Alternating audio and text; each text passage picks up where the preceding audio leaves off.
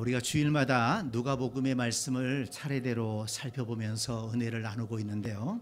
여러분, 주일 말씀을 들을 때 말씀을 듣는 것도 참 집중해야 되겠지만 성경에 무엇이 기록되어 있는가를 한번 잘 보면서 말씀을 들으시면 크게 유익이 될 겁니다.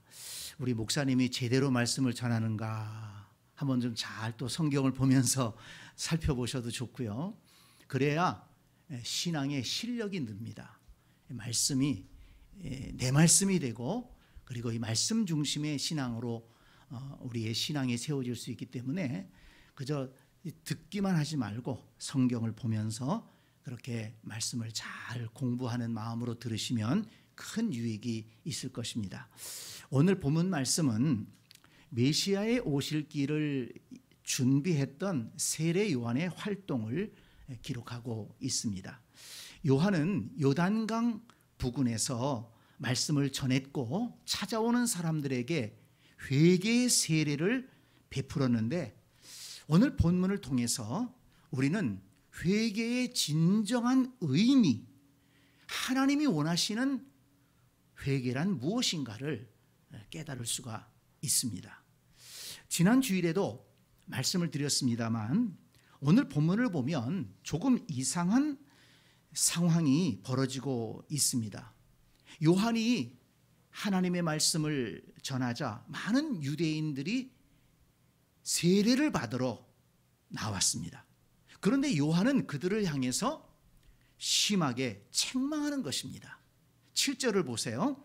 요한이 세례 받으러 오는 무리에게 이르되, 독사의 자식들아, 누가 너희에게 일러 장차올 진노를 피하라 하더냐?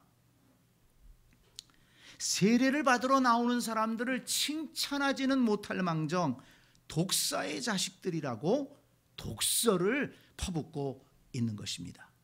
왜 그랬을까요? 그 이유를 8절을 통해서 유추해 볼 수가 있습니다. 8절 보세요. 그러므로 회개에 합당한 열매를 맺고 속으로 아브라함이 우리 조상이라 말하지 말라. 내가 너희에게 이르노니 하나님이 능히 이 돌들로도 아브라함의 자손이 되게 하시리라. 무슨 말씀입니까? 세례를 받으러 나오는 사람들이 세례는 받으려고 했지만 진정한 회개가 없었다는 것입니다. 여러분, 세례가 무엇입니까? 세례 받으신 분들 거의 다 세례를 받으셨을 텐데요. 세례가 무엇입니까? 살아 역사하시는 하나님을 믿고 이제는 옛사람을 벗어버리고 하나님의 말씀을 따라 살겠습니다. 이렇게 고백하고 그 고백의 증표로서 받는 것이 세례입니다. 그러니까 이 세례 그 자체로만은 아무런 의미가 없는 거예요. 하나님을 향한 믿음과 회개와 헌신이 동반될 때 세례는 가치가 있는 것입니다.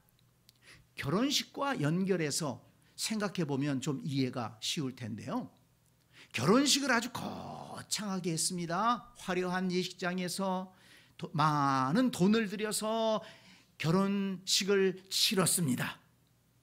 그런데 남편이라는 사람이, 아내라는 사람이 배우자를 사랑하지도 않고 가정 살림에 관심도 없고 지멋대로 살고 좀 간섭하지 말라고 얘기하고, 만약에 여러분 그렇다면은 그 결혼 생활이 유지가 되겠습니까? 그 화려한 결혼식이 무슨 의미가 있습니까? 마찬가지로 요한에게 세례를 받으러 나오는 사람들 가운데 진정한 회개가 없이 여전히 제멋대로 살고, 여전히 제 욕심대로 살고, 여전히 제 성질대로 살아가면서 그저 종교적인 예식에 동참하러 나온 사람들이 있었다는 것입니다. 요한은 그들을 향해서 독사의 자식들아, 이렇게 책망을 한 것입니다. 이 독사의 자식이라는 말은 단순한 욕설이 아닙니다. 8절에 나오는 아브라함의 자손과 대비되는 말입니다. 독사의 자식이 있다면 아브라함의 자손이 있다는 것입니다.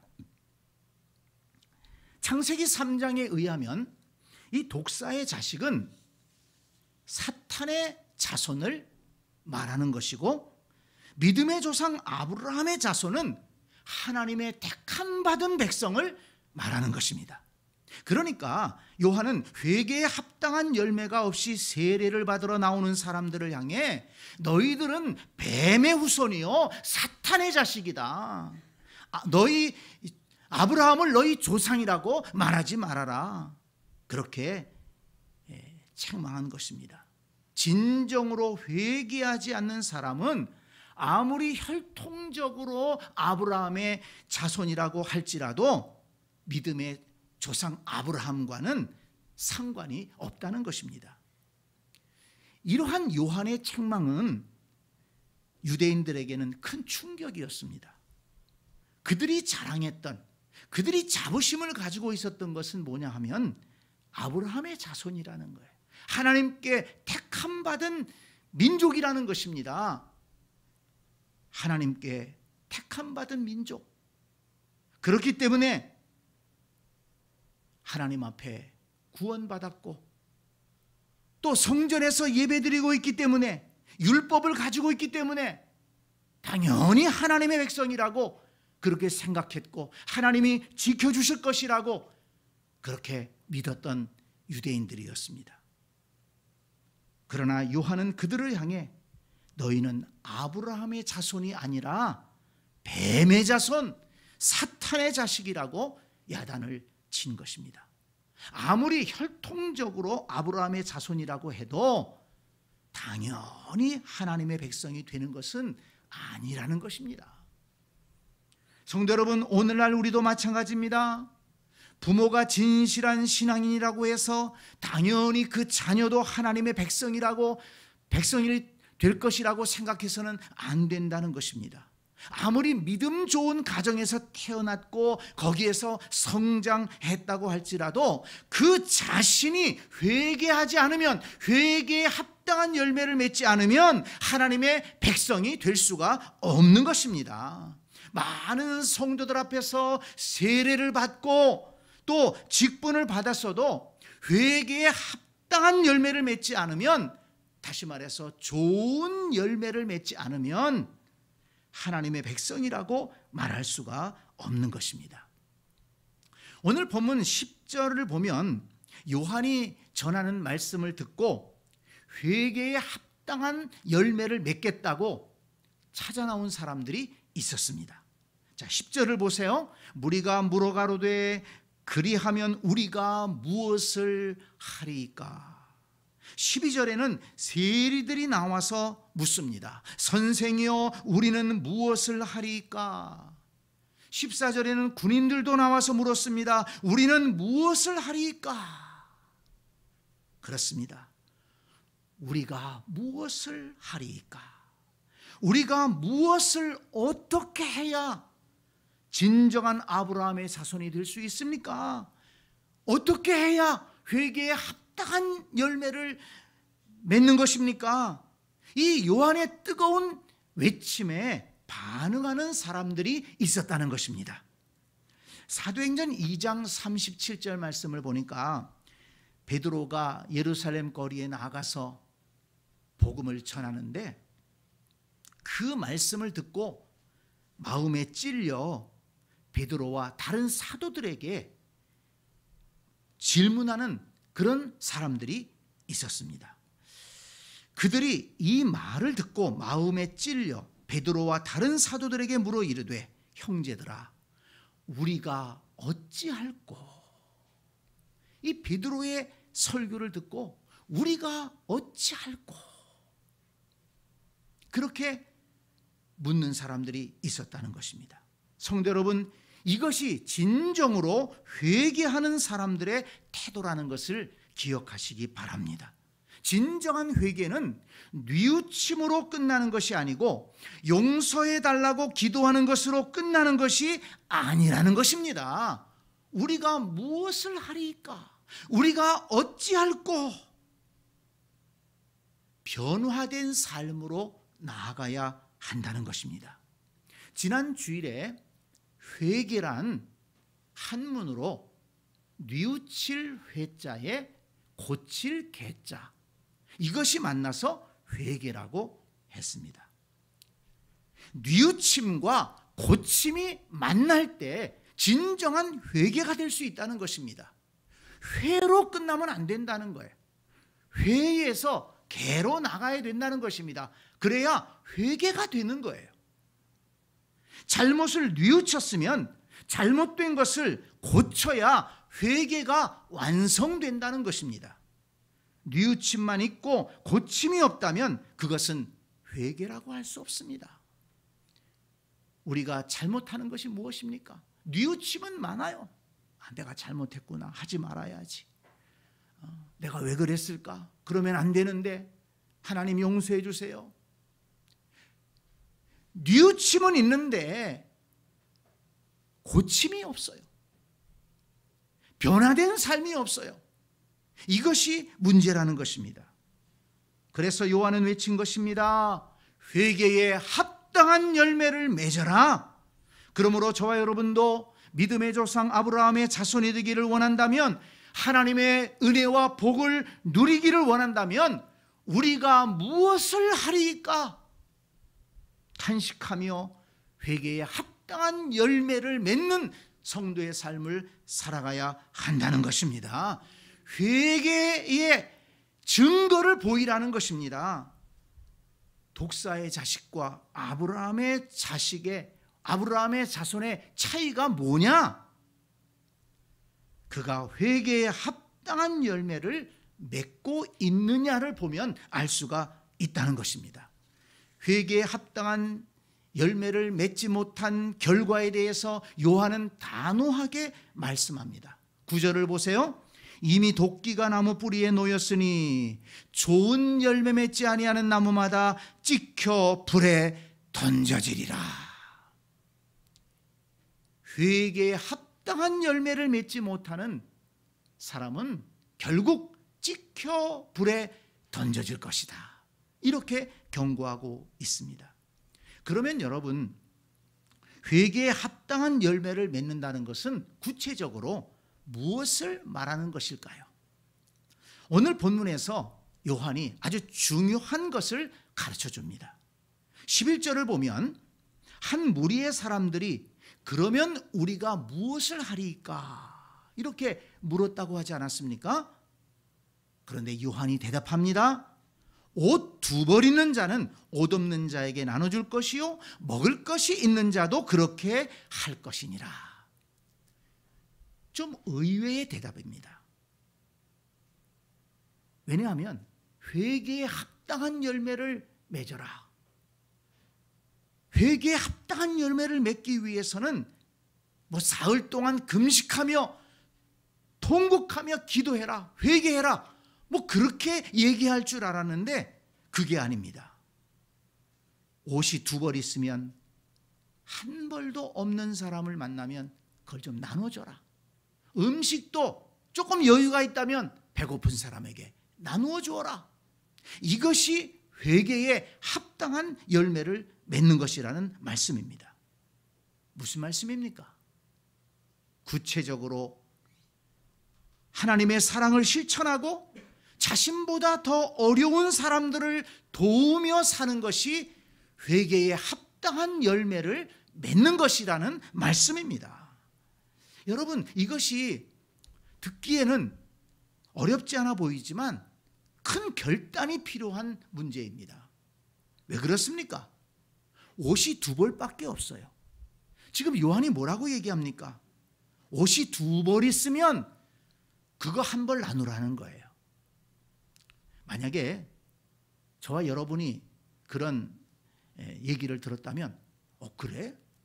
잘 됐네. 이번에 좀 옷도 좀 나누기도 하고 옷장도 좀 정리하지 뭐. 이렇게 생각할 분들이 많을 거예요. 옷이 여러 벌 있으니까, 아직 숨쉬지 못하는 옷도 있으니까. 그러나 여러분, 옷이 2벌밖에 없어요. 최소한 두 벌은 있어야 좀 한 벌이 더러워지면 갈아입을 것 아닙니까? 그런데 두 벌밖에 없는데 그 한 벌을 옷이 없는 사람이 있으면 나눠주라는 거예요. 당시의 유대인들은 대부분 가난했습니다. 정말 옷을 두 벌도 갖기 힘든 그런 삶을 살고 있는 것입니다. 배고픈 사람도 많았습니다. 그렇기 때문에 내가 조금이라도 넉넉한 것이 있다면, 여유가 있다면, 그거 너보다 못한 사람을 만난다면 도우면서 살아라. 그걸 외면하지 말아라. 사랑을 실천해야 된다. 이것이 회개에 합당한 열매라는 것입니다. 성도 여러분, 우리도 회개에 합당한 열매를 맺기 원한다면 우리 주변에 도움이 필요한 사람들을 만난다면 지나치지 말기를 바랍니다. 많은 것이 아니라도 괜찮아요. 어떻게 없는 것을 내가 도울 수는 없잖아요. 옷이 두 벌 있으면 하나를 나누라는 거예요. 하나님이 내게 주신 것 가운데 내 형편에 따라서 작은 것이라도 나누라는 것입니다. 작은 것이라도 도우라는 것입니다. 여러분, 작은 것을 돕는 사람이, 작은 것을 나누는 사람이 큰 것도 나눌 수 있는 것입니다. 작은 것에 인색한 사람은 큰 것도 인색해요. 뭐 내가 돈 좀 많이 생겼다고 해서 나눈다? 아닙니다. 작은 것부터 나눌 줄 아는 사람이 큰 것도 나누는 것입니다. 외로운 사람, 힘든 사람, 어려운 사람 만나면 말이라도 따뜻한 말을 좀 해주시기 바랍니다. 말도 인색해서, 따뜻한 말도 인색해서 나누지 못하는 분들이 얼마나 많은지 몰라요. 여러분, 어려운 사람들, 힘든 분들 만나면 내가 나눌 수 있는 건 나누고, 따뜻한 말이라도 나누고, 기도를 나누고, 이것이 바로 회개에 합당한 열매를 맺는 삶이라는 것을 기억하시기 바랍니다. 또 13절을 보면 세리들이 선생이여 우리는 무엇을 하리까? 이렇게 물었습니다. 요한이 대답합니다. 이르되 부가된 것 외에는 거두지 말라. 정한 세금만 거두고 부당한 세금으로 사람들을 괴롭히거나 착복하지 말라는 것입니다. 이것도 좀 의외의 대답이에요. 우리는 무엇을 하리까?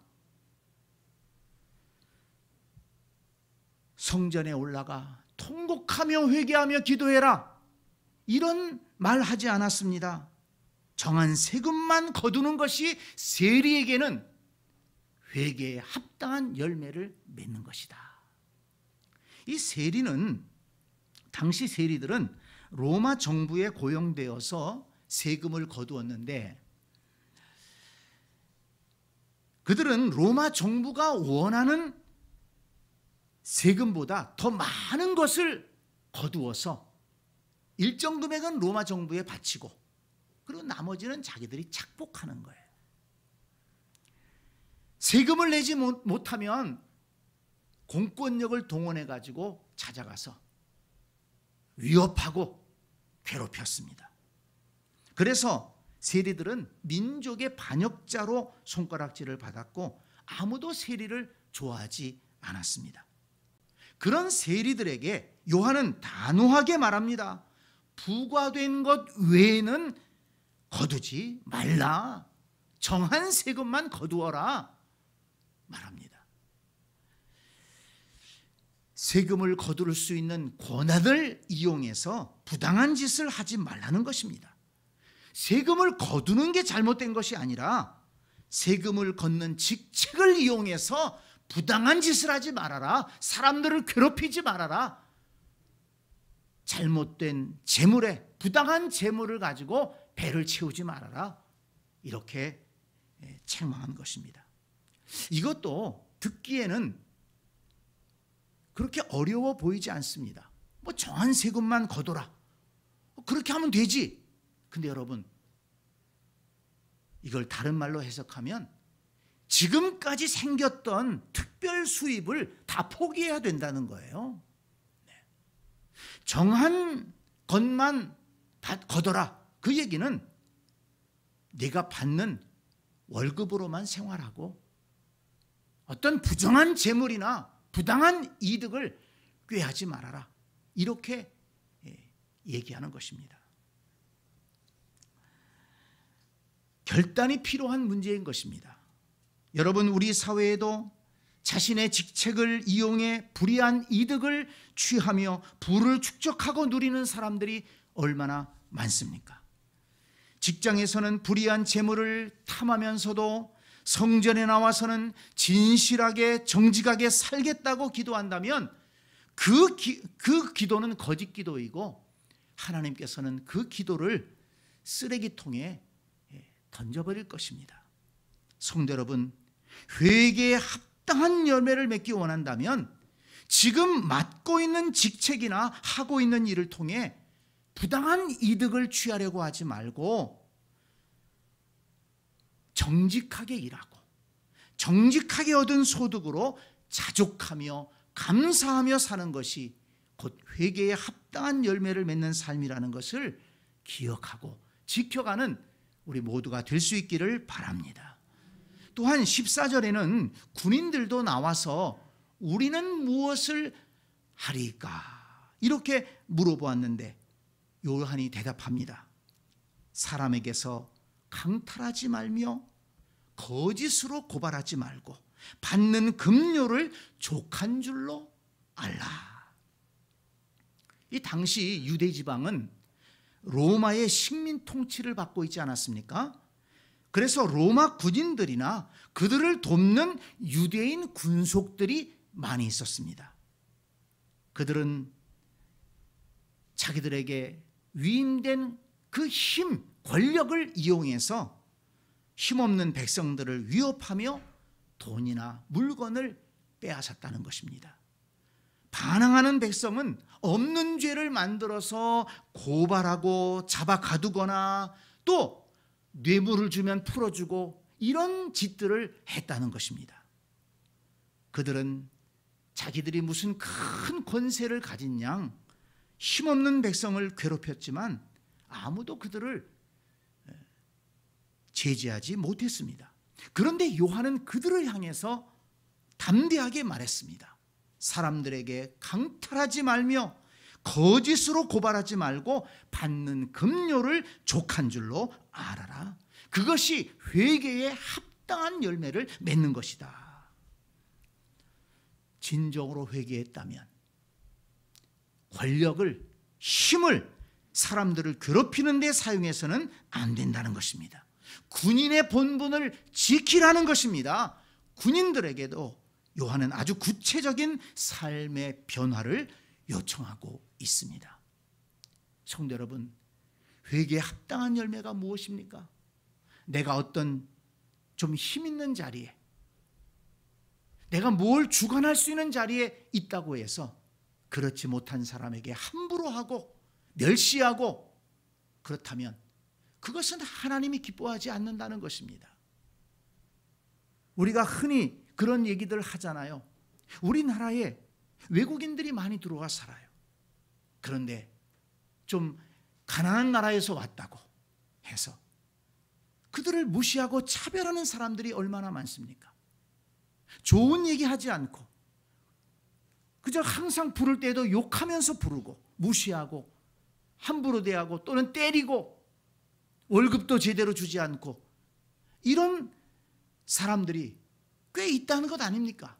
물론 많은 사업주들이 같이 잘 데리고 일하면서 도움을 주는 그런 좋은 업주들도 많이 있지만 그렇지 못한 사람들이 있다는 것입니다. 여러분, 우리나라도요 이렇게 먹고 살만하게 된 지 얼마 안 됐습니다.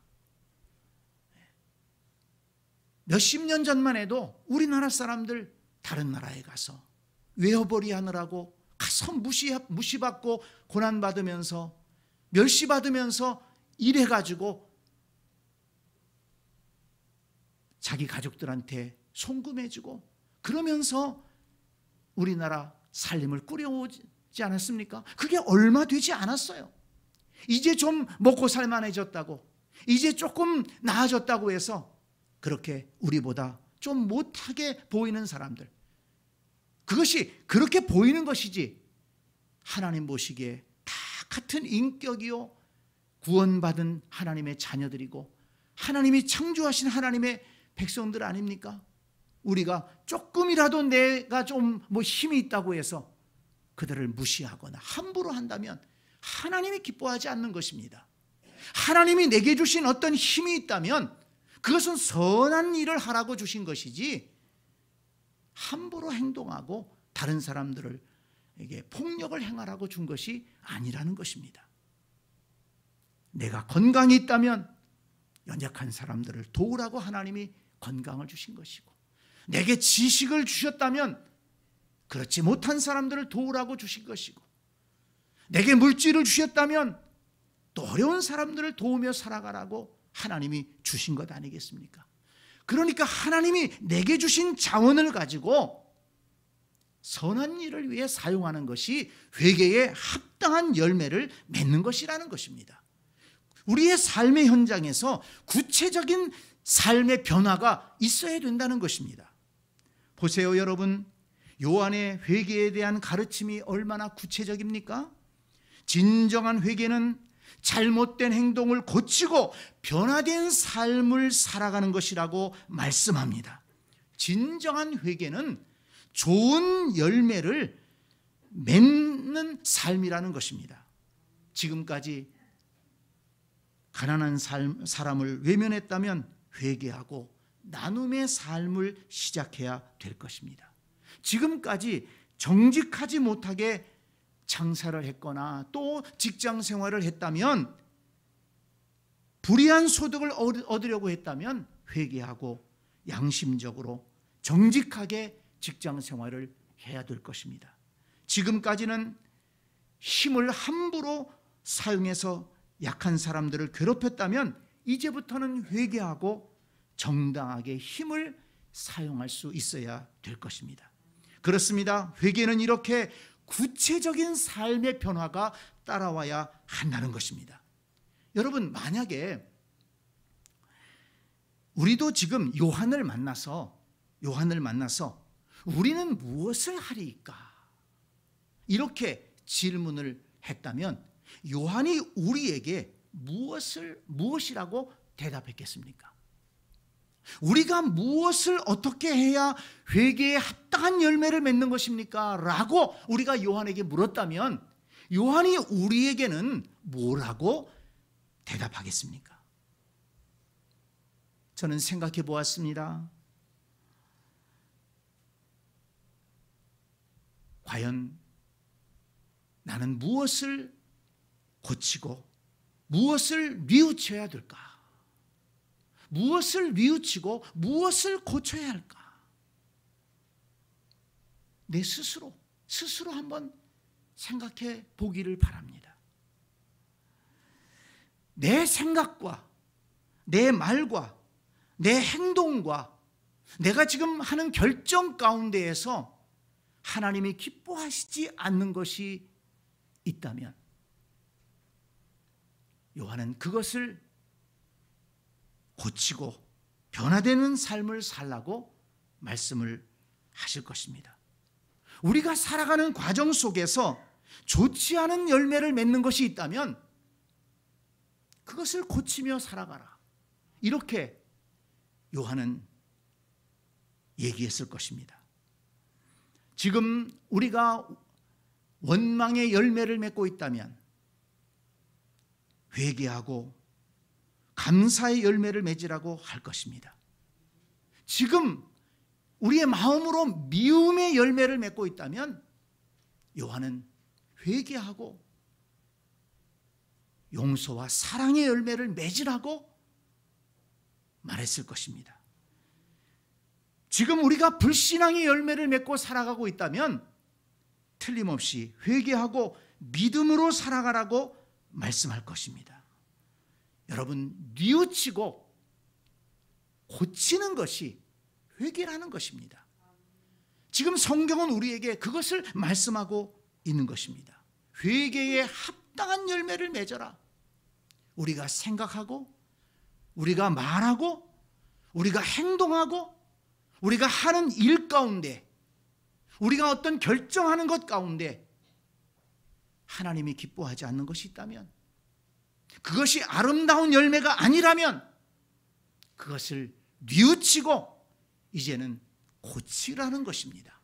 새로운 삶을 살아가기를 시작하라는 것입니다. 그것이 진정한 회개이고 회개에 합당한 열매를 맺는 것이고, 그렇게 회개에 합당한 열매를 맺는 사람들만이 진정한 아브라함의 자손, 하나님의 택한 받은 백성이라고 요한은 우리에게 말씀하고 있는 것입니다. 성도 여러분, 요한의 경고를 무시하지 말기를 바랍니다.